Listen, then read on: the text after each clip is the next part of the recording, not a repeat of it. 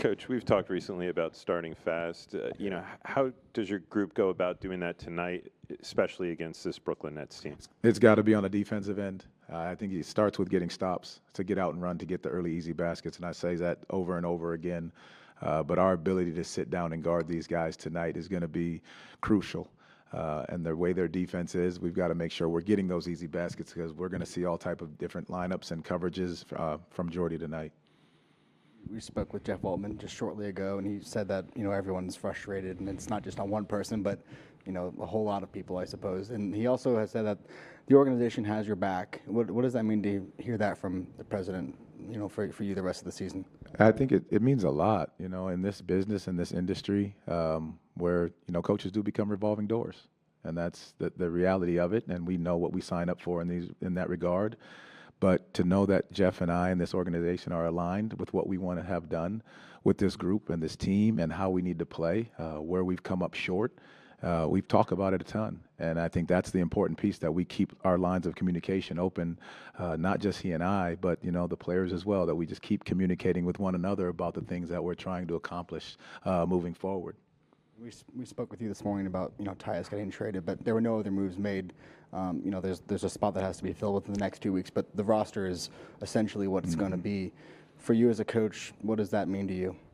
That you find some amount of consistency in who's there, knowing that you're not necessarily if you're bringing somebody in or not, but the consistency that you have what you have, and we've proven when we're healthy that we are good enough to compete with the best of the best, and that's what it means. And so when we get our full roster back and these guys and we're ready to go, I think it really means a lot that we can get out and compete at the highest level.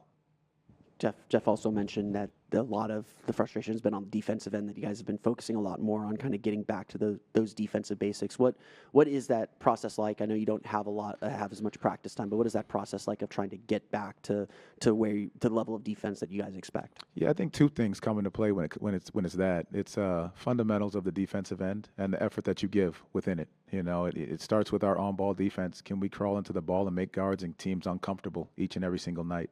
I think that's the start of it. And then the other ability is to make sure you're protecting the rim.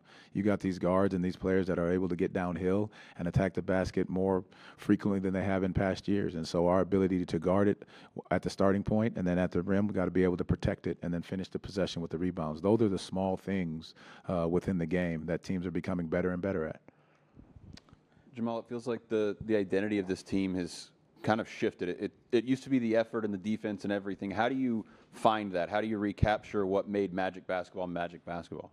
Yeah, I think it goes back to the consistent habits that we go through every single day. I think it has to stay with that, understanding exactly when you step on that floor how you need to play.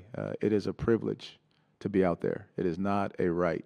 And understanding that when you step on that floor that you've got to be ready to go night in and night out. And if you're not, then somebody on that bench will be ready to come and step in and be ready to play. And so I think that's how you establish it.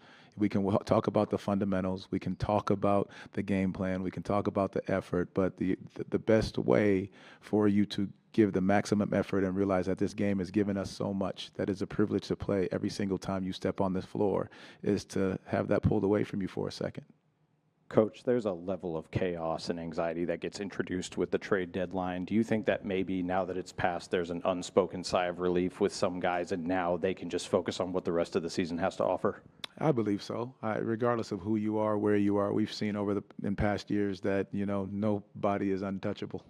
And so I think that is a wake-up call in a lot of areas to guys. So it does create some anxiety. And once it gets passed, you can now start to look at, okay, here's who we have to beat these questions. Here's who's on your roster. Here's what you're doing. Here's how we need to play. And here's what's expected of you. And so that does relieve a lot of the anxiety for some of these guys.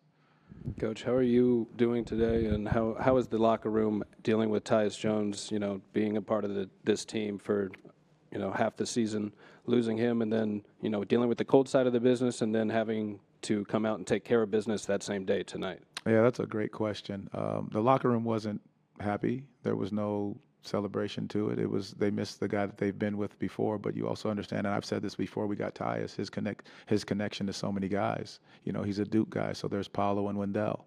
Then he's, from Minnesota, so he had the mentorship to Jalen. I think those that he played in Memphis with Dez. So those are long-lasting relationships that aren't just about the court. And I've said this time and time again, and I believe it till I can't say it anymore. We are in the relationship business, and it's about people. And so when that happens, you feel for the person and the husband and the father first, and then you talk about the court knowing that he still gets to play basketball, which is still a privilege, because that's the business side of it. But we are also in the business of winning games, and so you got to find a way to do that as well. The guys will find a way to respond tonight, and it goes back to the fundamental side of our defensive focus and our effort and our energy as that ball gets tipped up. Thank you, Coach Mosley. Thank you all. Appreciate it.